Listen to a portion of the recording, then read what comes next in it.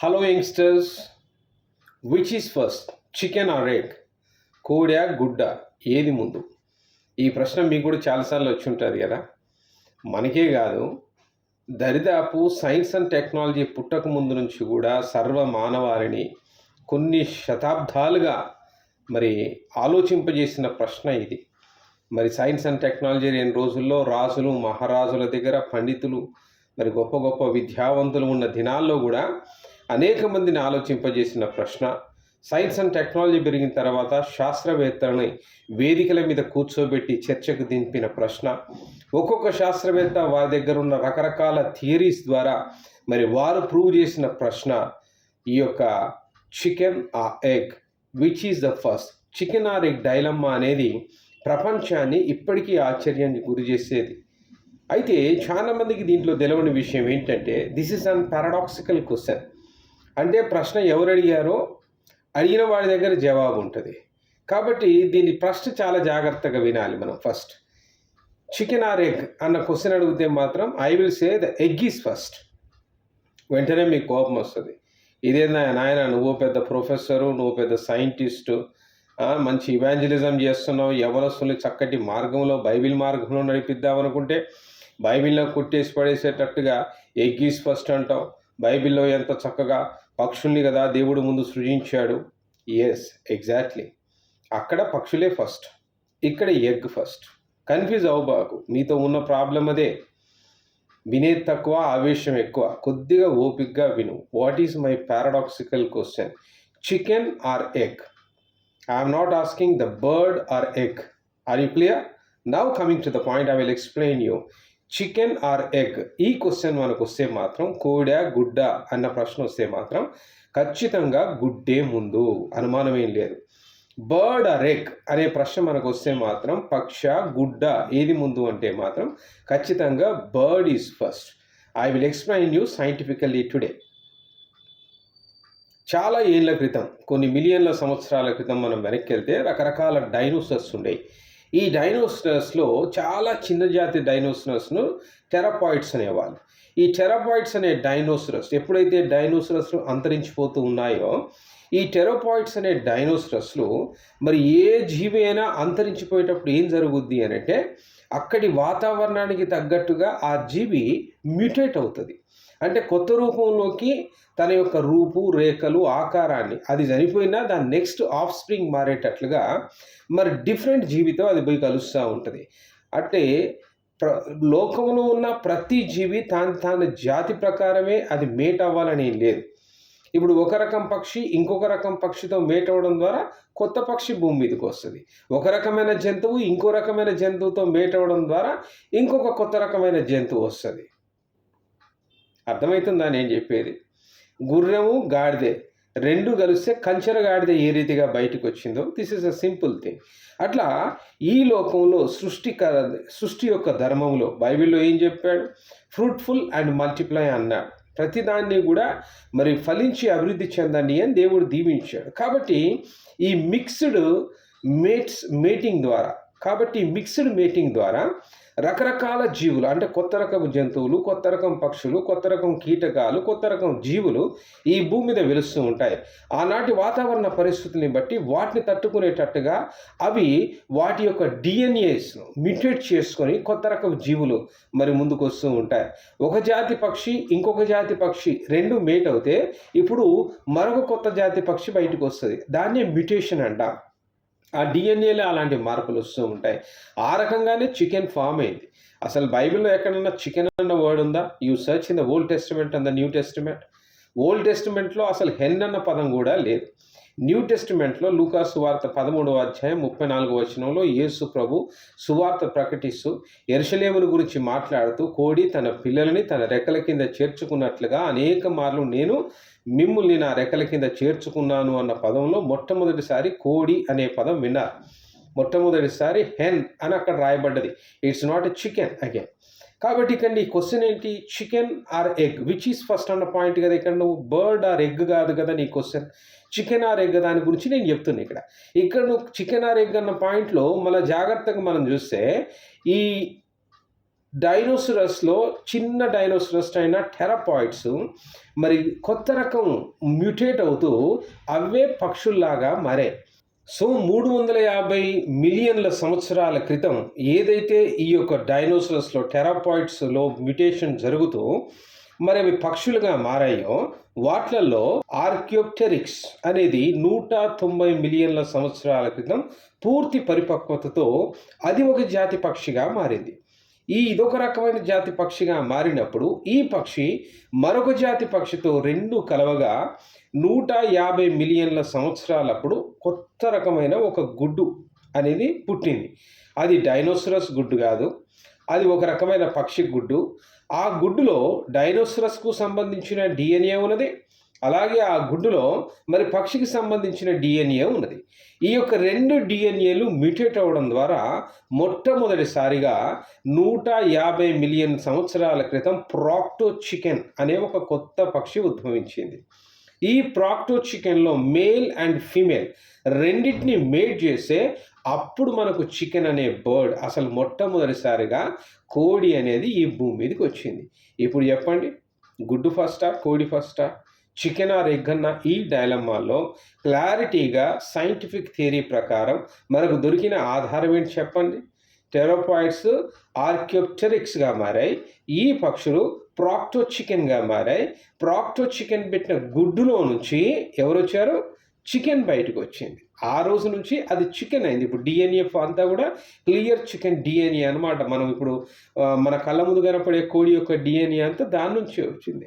Chicken or egg అన్న dilemma ఇక నువ్వు పక్కన పెడితే egg is first, scientifically proven, there is no doubt.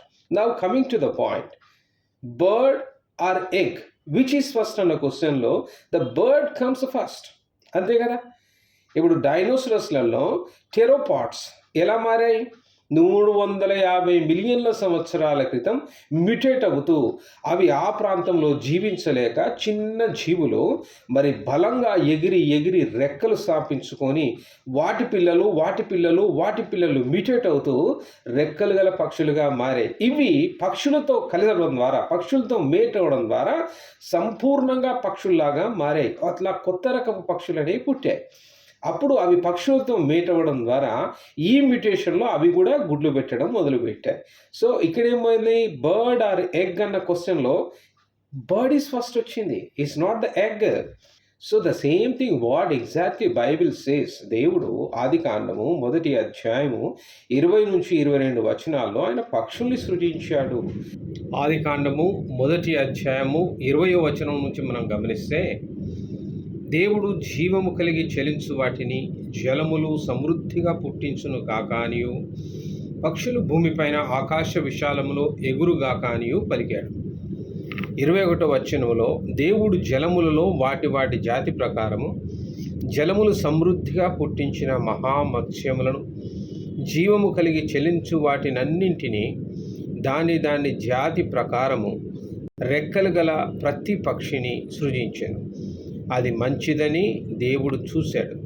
22వ వచనం అంటుంది, దేవుడు మీరు ఫలించి అభివృద్ధి పొంది సముద్ర జలములలో నిండి ఉండుడనియు, పక్షులు భూమి మీద విస్తరించు గాక అనియు వాటిని ఆశీర్వదించెను. గమనించారా? Fruitful and multiply. This blessing is not only for the human being, but this blessing is for the every creature. ప్రతి జీవిని దేవుడు ఆ రీతిగా దీవించాడు, ఆశీర్వదించాడు. మరి ఆ రీతిగా మల్టిప్లై అవ్వాలన్నది, అభివృద్ధి పొందాలన్నది, విస్తరించాలన్నది, అది మల్టిప్లై అవ్వాలంటే పిల్లల్ని పెట్టాలి అంటే రిప్రొడక్టివ్ సిస్టమ్ కావాలి. కాబట్టి ఒకటి మేల్ ఉండాలి, మరొకటి ఫిమేల్ ఉండాలి. కోడి గుడ్లు పెడతా ఉంటుంది, మరి ఆ యొక్క గుడ్డులో నుంచి కోడి వస్తుంది. ఇది ఒక పెద్ద సైక్లికల్ డిబేట్ అనమాట. గుడ్డు నుంచి కోడి పిల్ల పుడుతుంది అంటాడు, మరి కోడే కదా గుడ్డు పెట్టేది అంటాడు. ఇది ఎప్పటి నుంచో ఉంది. కానీ ఇక్కడ బైబిల్లో ఆదికాండం నువ్వు గమనిస్తే చాలా క్లియర్గా నీకు అర్థమవ్వాల్సిన విషయం ఏంటి అంటే, దేవుడు ఇక్కడ గుడ్డును సృష్టించలేదు. Is a clarity. So the egg is not first. దేవుడు పక్షులను సృజించాడు. So పక్షులే first. కాబట్టి ప్రపంచవ్యాప్తంగా మరి బైబిల్ నమ్మిన వారు, వాక్యాన్ని నమ్మిన వారంతా కూడా కోడే ముందు వచ్చింది, గుడ్డు తర్వాత వచ్చింది అని ఆదికాండం 1వ అధ్యాయం 20-22 వచనాల్లో ఉన్న వాక్య భాగం ప్రకారం ఒక క్లారిటీతో బ్రతుకుతున్న దినాలవి. అకస్మాత్తుగా క్రీస్తు శకం, ఆయన పేరే ప్లుటార్క్. ఈ ప్లుటార్క్ అనే ఆ యొక్క ఫిలాసఫరు దరిదాపు 78 ఎస్సేస్ రాసి ఆయన యొక్క థియరీస్ సిద్ధాంతాలన్నిటికీ కూడా సింఫయోసిస్ అని ఒక పేరు పెట్టారు. మరి క్రీస్తు శకము 1వ శతాబ్దంలో అంటే అప్పుడప్పుడే సైన్స్ అండ్ టెక్నాలజీ అభివృద్ధి చెందుతున్న దినాలు. ప్రపంచానికి మోడ్రన్ మెడిసిన్ అయినా, సైన్స్నైనా, కల్చర్నైనా అందించిన వారిలో మరి గ్రీకులకు ఎవరు తీసుకోరు. So many scientist came from the Greece. అలాంటి గ్రీకు దేశంలో నుంచి మరి ఒక తత్వవేత్త మాట్లాడాడు అంటే ప్రపంచం ఆశ్చర్యపోయింది. ప్రపంచమంతా ఆశ్చర్యపోయి ఆయన ఒక సైంటిఫిక్ థియరీ తీశాడు. ఆయన రాసిన 78 థియరీలలో, సైంటిఫిక్ థియరీలలో chicken or egg which is first అనేది అది కూడా ఒక థియరీ ఉంది ఆయన చూపించిన వాటిల్లో. మరి ఆయన చెప్పిన థియరీల ప్రకారం ఎగ్గే ఫస్ట్. గ్రీకు తత్వవేత్త చెప్పాడు అంటే కథం ప్రపంచం కూడా నివ్వెరపోయింది. చివరికి ఆ రోజు మొట్టమొదటిసారిగా క్రీస్తు శకం 1వ శతాబ్దంలో మొట్టమొదటిసారిగా ప్రపంచ దేశాల్లో సైన్స్ వేరే, బైబిల్ వేరే, science and Bible are opposite books అనేది ప్రపంచానికి ఒక రాంగ్ మెసేజ్ వచ్చింది. ఇలాంటి డిబేట్ల ద్వారా ఒక రాంగ్ మెసేజ్ వచ్చింది. ఆ రాంగ్ మెసేజ్ ఇప్పటికీ చాలామంది అనుకుంటారు Bible and science are completely opposite books అనుకుంటారు. చాలామందికి తెలియదు ఆ రెండు ప్యారలల్ బుక్స్ అని. If you want to understand the Bible clearly you must know the science. And if you want to understand the science clearly, you must know the Bible. When you keep both the things parallelly, you will understand everything. You cannot mistake at a single moment. ఒక చిన్న పాయింట్లో కూడా నీకు error అనేది కనపడదు. రెండు ప్యారలల్గా చదవాలి అని నేను అందుకే యవనస్తులకు ప్రతిసారి చెప్తూ ఉంటాను. మరి 4వ శతాబ్దంలో మెకాంటియస్ అని ఒక రోమన్ ఎంపైర్ ఒక టీమును తయారు చేసి ఒక రీసెర్చ్ వర్క్ అంతా ఎస్టాబ్లిష్ చేసి ఆయన చేసిన రీసెర్చ్లో కూడా egg is the first form, ఎగ్ ద్వారానే కోడి వచ్చింది. ప్లుటార్క్ సిద్ధాంతాన్ని 4వ శతాబ్దంలో ఈయన ఇంకా బలపరిచాడు. మరి ఇప్పటికి సైన్స్ బుక్స్ అన్నింటిలో కూడా ఏం రాయబడి ఉన్నది? ఎగ్ ఈజ్ ఫస్ట్ అనే వచ్చేసింది. మరి అంత సైంటిఫికల్ థియరీ కదా అండి ఇది. అలా 16వ శతాబ్దం దాకా మరి ఇది కంటిన్యూ అవుతూనే ఉన్నది. అయితే 16వ శతాబ్దంలో ఉన్న క్రిస్టియానిటీ కూడా ఒక కన్ఫ్యూజన్ మొదలైంది. అసలు క్రిస్టియానిటీ అనేది పుట్టకముందు ఎవరైతే మోషే ధర్మశాస్త్రాన్ని నమ్మారో, దేవుని నమ్మారో వాళ్ళైతే దైవంలో చెప్పిన, బైబిల్లో చెప్పిన ఆ మాట అంటే దేవుని వాక్కు ప్రకారంగా, ధర్మశాస్త్రంలో చెప్పబడ్డ ఆ మాట ప్రకారంగా పక్షం ముందు అనే సిద్ధాంతం మీద ఉన్న వాళ్ళు కూడా 16th century has changed again the paradoxical things and debate has started again, dilemmas are started. ఈ డైలమాస్లో మళ్ళా కంటిన్యూ కాగా 17వ శతాబ్దంలో చాలా పెద్ద కాన్ఫిడెన్స్ జరిగింది ప్రపంచవ్యాప్తంగా. ఎంత విచిత్రం చూడండి. దేనికోసం ఈరోజు మనం సిల్లీగా అనుకుంటున్నాం. It's not a silly thing. This paradoxical question కోసం ప్రపంచ దేశాలు ఎన్నో అన్వేషణలు చేశాయి, రీసెర్చ్ చేశాయి. 17th centuryలో అందరూ కలిసి దీని మీద ఒక డిబేట్, చర్చ పెట్టి దీనికి ఒక ఫైనల్ కంక్లూజన్ తీసుకురావాలి మనం. ఇక ఎంతకాలం ఈ dilemma, let's come to the conclusion అని మళ్ళా దాని గురించి ఒక చర్చా వేదికను ప్రారంభించారు. 17వ శతాబ్దంలో కార్లో Dottie is an Italian scientist. మరి గుడ్ డే ముందు అనే ఒక ప్రతిపాదన మళ్ళీ ఆయనే డిస్కస్ చేశాడు, డిబేట్ చేశాడు, పిలిచాడు. ఆయనే సైంటిస్టులందరికీ కూడా సపట్లు కొట్టే విధంగా మాట్లాడిన ఈ కార్లో డాటీ మరికొద్దిసేపట్లో మీకు మరొక థియరీని కూడా బోధించేదను అని అందరూ గుడ్డు ఫస్ట్ అనుకున్న సమయంలో ఠక్కున ఇంకో థియరీ ప్రతిపాదించాడు. చూడండి అదేంటో.